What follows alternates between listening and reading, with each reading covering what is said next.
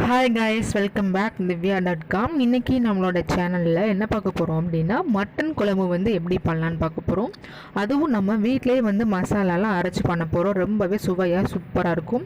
நாளைக்கு சண்டே இல்லையா? So Sunday நீங்கள் மட்டன் எடுத்தீங்க அப்படின்னா கண்டிப்பாக வந்து இந்த மெத்தட் வந்து ட்ரை பண்ணிங்க. அவ்வளோ சூப்பராக இருக்குங்க. இட்லி தோசைக்கும் ரொம்ப சூப்பராக இருக்கும். முக்கியமாக சப்பாத்தி ரைஸ்க்கு ரொம்பவே சூப்பராக இருக்கும். இப்போ வாங்க நம்ம வந்து வீடியோக்குள்ளே போகலாம். இதுக்கு தேவையான மசாலா வந்து ஃபஸ்ட்டு நம்ம ப்ரிப்பேர் பண்ணிடலாம். அதுக்கு என்னென்ன பொருட்கள் தேவைன்றதை நம்ம பார்த்துடலாம். இப்போது கடாயில் 1 டீஸ்பூன் அளவுக்கு வந்து எண்ணெய் சேர்த்துக்கோங்க. அடுப்பை வந்து சிம்லேயே வச்சுக்கோங்க. நான் வந்து 3/4 கிலோ அளவுக்கு வந்து மட்டன் வந்து வாங்கியிருக்கேன். அதாவது 1/2 கிலோ கறியாகவும் 1/4 கிலோ எலும்பாகவும் வாங்கியிருக்கேன். ஸோ அதுக்கு தேவையான அளவுக்கு வந்து இப்போ மசாலா வந்து நம்ம அரைச்சிக்க போகிறோம். அதுக்கு எண்ணெய் காஞ்சதுக்கப்புறமா 2.5 டேபிள் ஸ்பூன் அளவுக்கு வந்து 2.5 டீஸ்பூன் அளவுக்கு வந்து நான் வந்து மல்லி வந்து சேர்த்துக்கிறேன். 1 டீஸ்பூன் அளவுக்கு வந்து ஜீரகம்,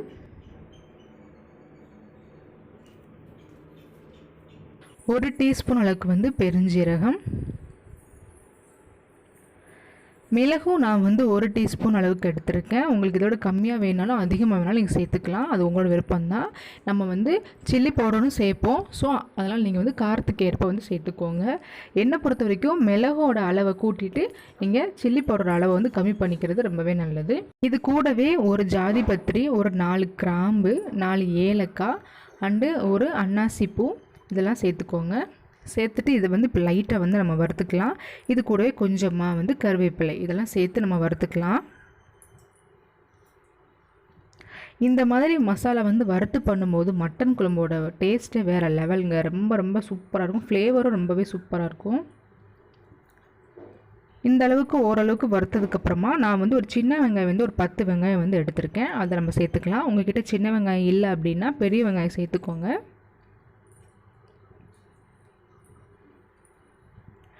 இப்போது பூண்டு ஒரு 4-5 பல் சேர்த்துக்கலாம். அதே மாதிரி இஞ்சி அது ஒரு 4 துண்டு சேர்த்துக்கலாம். இஞ்சி பூண்டு வந்து எவ்வளோ வேணாலும் சேர்த்துக்கலாங்க. அது வந்து உடம்புக்கு வந்து ரொம்பவே ஹெல்த்தி தான். ஸோ இதெல்லாம் சேர்த்ததுக்கப்புறமா இப்போ வந்து வறுத்துடலாம். இது கூட சேர்த்து ஓரளவுக்கு வந்து நல்லா வறுத்து வந்ததுக்கப்புறமா நான் வந்து தேங்காய் சீல் வந்து எடுத்து வச்சுருக்கேன். கொஞ்சமாக வந்து சேர்த்துக்கலாம். தேங்காய் அதிகமாக வேண்டாம், கொஞ்சமாக சேர்த்துக்கலாம். இப்போ ஃபைனலாக வந்து கொஞ்சமாக கொத்தமல்லி தழை வந்து சேர்த்துக்கலாம். இது வந்து ஆப்ஷனல் தான், இருந்தால் சேர்த்துக்கோங்க, இல்லைனா வேணாம். இப்போ எல்லாத்தையும் சேர்த்து வறுபட்டதுக்கப்புறமா நல்லா ஆறுனதுக்கப்புறமா நல்லா மையாக வந்து பேஸ்ட் மாதிரி அரைச்சி எடுத்துக்கணும். இப்போ வந்து ஸ்டவ்வை வந்து ஆஃப் பண்ணிடலாம். இப்போது நம்ம குக்கரில் தான் வந்து குழம்பு பண்ண போகிறோம். ஸோ ஸ்டவ் ஆன் பண்ணி குக்கரை வச்சுக்கோங்க. இப்போ பார்த்தீங்கன்னா நெய் வந்து 1 டீஸ்பூன் அளவுக்கு வந்து நான் விட்டுருக்கேன். மட்டன் குழம்பை பொறுத்த வரைக்கும் நெய் சேர்க்கும் போது ரொம்பவே சுவை வந்து சூப்பராக இருக்கும். இப்போ இது கூடவே 2 டேபிள் ஸ்பூன் அளவுக்கு வந்து எண்ணெய் வந்து சேர்த்துக்கோங்க. நல்லெண்ணெயோ அப்படி கடலெண்ணெயோ ஏதாவது ஒன்று வந்து சேர்த்துக்கோங்க. நான் வந்து இன்றைக்கி கடலெண்ணெய் வந்து யூஸ் பண்ணிக்கிறேன். எண்ணெய் வந்து நல்லா காஞ்சதுக்கப்புறமா ஒரு 1/2 டீஸ்பூன் அளவுக்கு வந்து சோம்பு, ஒரு சின்ன துண்டு பட்டை, ஒரு சின்ன துண்டு கல்பாசி இதெல்லாம் சேர்த்துக்கலாம். நான் வந்து சின்ன வெங்காயம் வந்து ஒரு 10 வெங்காயம் எடுத்திருக்கேன். அதை வந்து நல்லா தட்டி வச்சுருக்கேன். நீங்கள் இந்த மாதிரி தட்டி போடும்போது ரொம்பவே சூப்பராக இருக்கும். மட்டன் குழம்பை பொறுத்த வரைக்கும் சின்ன வெங்காயம் தாங்க நல்ல ஒரு டேஸ்ட் கொடுக்கும். ஸோ கண்டிப்பாக நீங்கள் சின்ன வெங்காயம் வந்து சேர்த்துக்கோங்க. வெங்காயம் வந்து நல்லா வந்து வதங்கி வரணும். ஸோ கொஞ்சம் நேரம் வந்து நல்லா வதங்கட்டும். வெங்காயம் வந்து நல்ல ஓரளவுக்கு வதங்கி வந்திருக்கு. இந்த டைமில் நம்ம வந்து மட்டன் சேர்த்துக்கலாம். நான் வந்து கறியாக வந்து 1/2 கிலோவும் எலும்பு வந்து 1/4 கிலோவும் எடுத்துருக்கேன்னு சொன்னேன் இல்லையா? எலும்பையும் கறியும் சேர்த்து போட்டோம் அப்படின்னா கறி வந்து நல்லா சாஃப்டாக இருக்கும், சீக்கிரம் வந்துடும், எலும்பு வந்து வேகாது.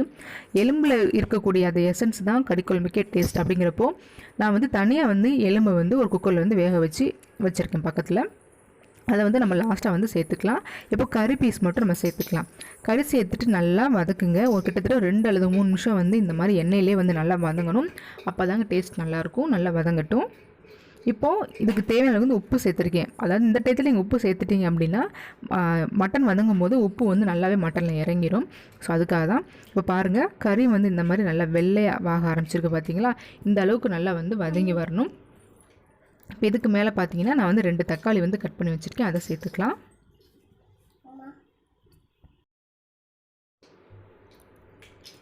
தக்காளி சேர்த்துட்டு இந்த மாதிரி கலந்து விட்டுக்கோங்க. இப்போ வந்து காரத்துக்கு ஏற்ப வந்து சில்லி பவுடர் வந்து சேர்த்துக்கோங்க. நான் வந்து ஒரு 3/4 டீஸ்பூன் அளவுக்கு வந்து சில்லி பவுடர் வந்து சேர்த்துக்கிறேன். வந்து சாதாரண மிளகுத்தூள் தான் சேர்த்துருக்கேன். காஷ்மீர் சில்லி பவுடர் வந்து சேர்க்கல. விருப்பப்பட்டால் நீங்கள் அது கூட சேர்த்துக்கோங்க, நல்லா கலர்ஃபுல்லாக இருக்கும். இப்போ இது கூடவே 1 டீஸ்பூன் அளவுக்கு வந்து மல்லி பவுடர் வந்து சேர்த்துக்கலாம். ஆல்ரெடி நம்ம வந்து மல்லி வந்து வறுத்து அரைச்சிருக்கோம், ஸோ பார்த்து சேர்த்துக்கோங்க. வேணும்னா சேர்த்துக்கோங்க, இல்லைனா அவாய்ட் பண்ணிக்கலாம். ரொம்பையும் சேர்த்துட்டோம் அப்படின்னா அந்த மல்லி வாசம் அடிக்கும். இப்போ இதெல்லாம் சேர்த்ததுக்கப்புறம் நல்லா கலந்து விட்டுருங்க. கிட்டத்தட்ட ஒரு 2 நிமிஷம் வந்து நல்லா வந்து மசாலா அந்த கறியோடு சேர்ந்து நல்லா வெந்து வரட்டும்.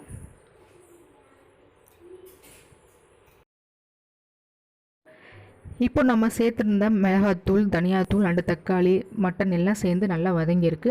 இந்த டைமில் நம்ம அரைச்சி வச்சுருக்கிற பேஸ்ட்டை வந்து ஆட் பண்ணிக்கலாம்.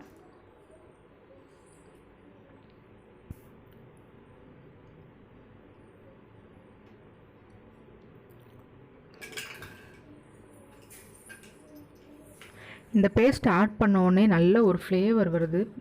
ரொம்ப ரொம்ப சூப்பராக இருக்குது. இப்போது இந்த டைமில் நான் வந்து ஆல்ரெடி வேக வச்சு எடுத்துருக்கிற எலும்பு இருக்கு இல்லையா, அந்த எலும்பு வந்து நான் சேர்த்துக்க போகிறேன். எலும்பு வேக வைக்கும் போது கொஞ்சமாக உப்பு அண்டு மஞ்சத்தூள் போட்டு வேக வச்சுருந்தேன். இப்போ நம்ம சேர்த்துக்கலாம். உங்களுக்கு தேவையான அளவுக்கு வந்து தண்ணி சேர்த்துக்கோங்க. இந்த குழம்புக்கு உங்களுக்கு எவ்வளோ தண்ணி வேணுமோ சேர்த்துக்கோங்க. நல்லா தண்ணியாக வேணாலும் சேர்த்துக்கோங்க, அப்படிலாம் நல்லா கெட்டியாக வேணும்னா கொஞ்சமாக தண்ணி சேர்த்துக்கோங்க. இப்போ எனக்கு வந்து இது குழம்பாக வேணும் அப்படின்றதுனால வந்து நான் வந்து கொஞ்சம் ஓரளவுக்கு நான் வந்து தண்ணி சேர்த்துக்கிறேன். தண்ணி சேர்த்துட்டு காரம் உப்பெல்லாம் வந்து டேஸ்ட் பார்த்துக்கோங்க. இப்போ வந்து இந்த குழம்பு வந்து ஒரு கொதி வரட்டும். கொதி வந்ததுக்கப்புறமா நம்ம வந்து குக்கரை வந்து க்ளோஸ் பண்ணி வச்சுட்டு ஒரு 6 விசில் வந்து விட்டு எடுக்கலாம். ஆல்ரெடி நான் எலும்பு வந்து ஒரு 6 விசில் வந்து விட்டு எடுத்திருக்கேன். இப்போ மறுபடியும் இந்த கறிக்காக வந்து ஒரு 6 விசில் வந்து விட்டு எடுத்தோம் அப்படின்னா மட்டன் குழம்பு வந்து ரெடி ஆயிரும். இப்போ பாருங்கள், நல்லா கொதி வந்துடுச்சா. இந்த டைமில் வந்து குக்கரை வந்து க்ளோஸ் பண்ணி வச்சிடலாம்.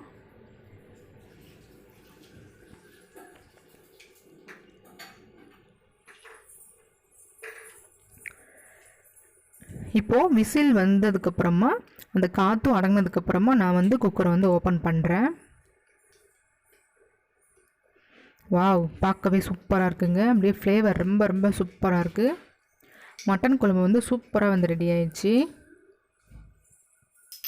அந்த நம்ம விட்டுருந்த நெய் எண்ணெயெல்லாம் பாருங்கள் மேலே வந்து நல்லா பிரிஞ்சு வந்து பார்க்குறதுக்கே ரொம்ப ரொம்ப சூப்பராக இருக்குது.